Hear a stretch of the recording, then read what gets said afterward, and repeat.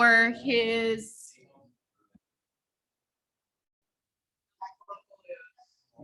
ag sales portfolios. Thank you. So if you're here for ag sales, you're in the wrong room. All right. Yeah, but I can't project from. That's what I'm saying. You want me to project? If you share it with me, I don't have a thing. I just need to click on website. So if you want to go to nationalffa.org, I don't know if anybody's going to hop on Zoom here. Make it super awkward. Okay, sorry about the delay. I was out working on a little directional flyer for the pub crawl, and I had forgot that I had the workshop. So we're gonna make it happen now. So this is National FFA CDE resources. So if you were with me yesterday, it's gonna be very similar. If you were not with me yesterday, this will be all new. So a couple of years ago, I was doing, I think it was where I got elected, and I was trying to be involved in gun ho and like do more things and get out there and see the world. Abby at the time, she's like, hey, you should sign up for this program. This would be really good for you. And it was the National FFA Teacher Ambassador Program. And so I did, and they accepted me. So I was like, cool. So I did like this whirlwind 48-hour trip to Indy for like 12 hours of training with people from all over the country to learn about what all National FFA has to offer for teachers in the classroom, not just for the FFA. And I did not continue with the program after that 1 year, because it just happened that was my first year at no, it was my fourth year at Snohomish, which is where I currently am. So it was my first group of 4-year kids that I had to miss their graduation. So that this first group of freshmen that I had, I was like, oh, guys, I'm really sorry, but and it was finals week, and because a lot of the other schools across the country get out earlier than we do. So it was a good program, and if you see it come across the listserv, I would encourage you to apply and participate. There's a lot of really good information, and hopefully by the time you guys get to that point, you'll be able to go back to Indy again, and it won't be over. Well, that's just better. So where I can't see what I'm clicking on. Oh, what do you want me to do? Okay, so if we go to National FFA, if you just go to their website, so if you just go to nationalffa.org, you all know that if you click on the educator button, that's where you find your rosters, right? Everybody's favorite thing, working with the roster. Not at all. Okay, so if you go to the teacher advisor.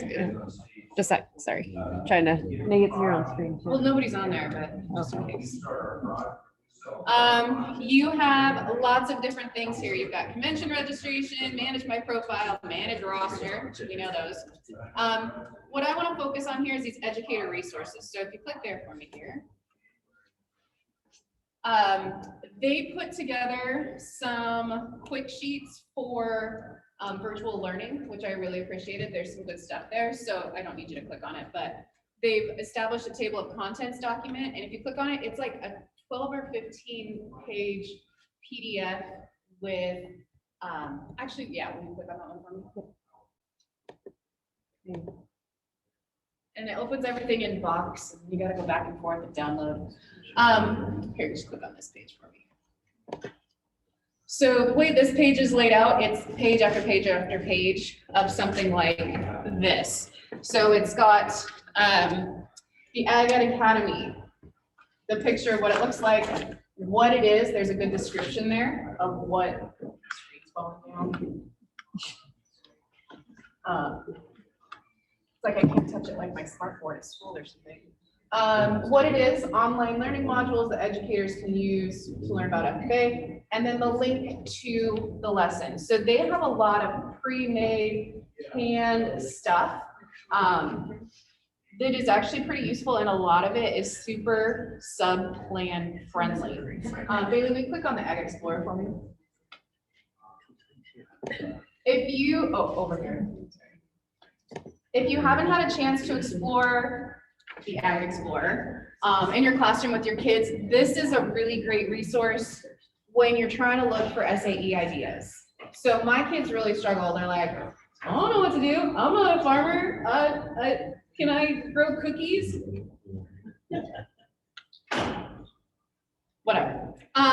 So the Ag Explorer has the 9 different pathways of career focus areas broken down. But if you go back up for me a little bit, there is a career finder that is attached to it. So if you have your kids, you can click on your career finder, and it goes through a series of questions, and it will ask them about whether they like to be indoor or outdoor, with people or not with people, you know, a variety. There's like 3 sets of questions, and then it's going to give them 3 suggested careers based on their interests. And I always tell my kids, I'm like, I know you're not all going to be, you know, based in agriculture, but if it brings up something about marketing or research, like that can be applied to other content areas. So I encourage them not to just like dismiss it because I'm not going to be a farmer. And each one of those careers has SAE idea cards attached to it. So if you go back for me, baby,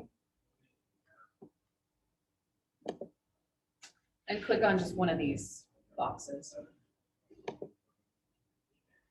Okay, for each of the tabs here, animal systems, it gives you a description of what that system, you know, what that area entails. It'll give you SAE ideas, and so there's a multi-page document of SAE ideas related to animal systems. And then go down a little bit more. There's careers that fall into animal systems, and it gives you quite a few. And you'll see like animal systems has an accountant, account manager, administrative assistant. You're going to see that same career in plant systems, in, you know, engineering and things like that. So there's some of these that cross multiple focus areas, but the information is great. And if you'll click on one of the careers for me,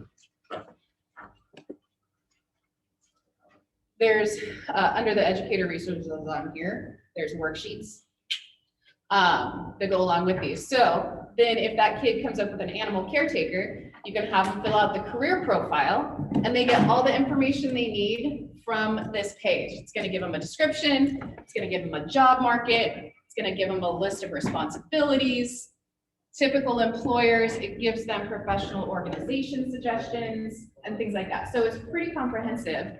You go down, suggested professional organizations, average salary, and this is a nationwide average. I found compared to Washington, sometimes these are pretty low to what they would actually make in Washington in these careers.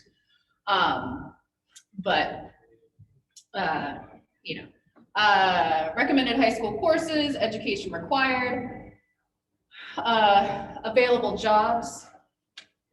And so there's just a lot of good information that they can take away from that. So they'd be like, is this something I actually want to do? Or if you have that kid that comes in and says, I'm going to be a vet, and you know they're really not going to be a vet. You can start here and I was like, okay, well, let's look at the responsibilities of a vet. Let's look at what kind of classes you have to take and what kind of, you know, college that looks like. And, you know, and maybe look at, compare it to a vet tech, or, you know, something that might be, they might be more successful at. So this I usually do leading into my SAE. Like I'll usually do a career unit and go into my SAEs because I try to use this to have them brainstorm ideas based on their interests and things like that. So there's a lot of things like this on available to us. We go back to the FFA page. I think you're go back to the first tab all the way over. More. Okay. Oh, okay. Just kidding. Yeah, go back. Too many tabs. I know, you're making a great banner. You scroll down a little bit. Okay, so if you look right, there's a bar across the middle here. What's new, lesson plans, educator guides, program management. Each has things that are usable. There are CDE and LDE resource choice boards. I used a lot of choice boards this year with online, with virtual teaching, because it allowed for them to do a lot of work on their own. They could choose, like, this is what I want to focus on, and so they could complete those. So they have these set up those so you can have students explore CDEs and LDEs through that choice board format. So you could do it where they look at a variety of CDEs all at once, or you could assign them, like, I want you to do this choice board on CCM. I want you to do this choice board on Agri-Science Fair, whatever. And that way they will focus on one CDE. And so those are just print, hand out, or scan and upload, available for you to use. One thing I found, there's Spanish resources now. They have a pretty good amount of things already pre-made for you in Spanish. So your Spanish-speaking students have a little bit more better quality of information. So they've got SAE stuff on here. I can't read Spanish, so I don't know what all this says, but they've got handbooks, lesson video, or the video lesson plans, current events, the idea cards, those SAE idea cards they have in Spanish available for your students. Again, so that it's a little bit, it takes away one of those barriers from their understanding. We go back.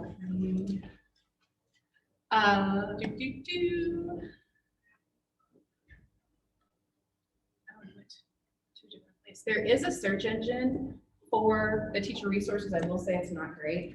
I like to just kind of click through. So there are, for employment skills, nursery landscape, and floral design, they have curriculum units that relate to the contest. So if you are struggling with how to integrate some of those contest concepts into your classes, they do have those available to you. Here, let me go back up. Yeah. This is a different one. Lesson plans.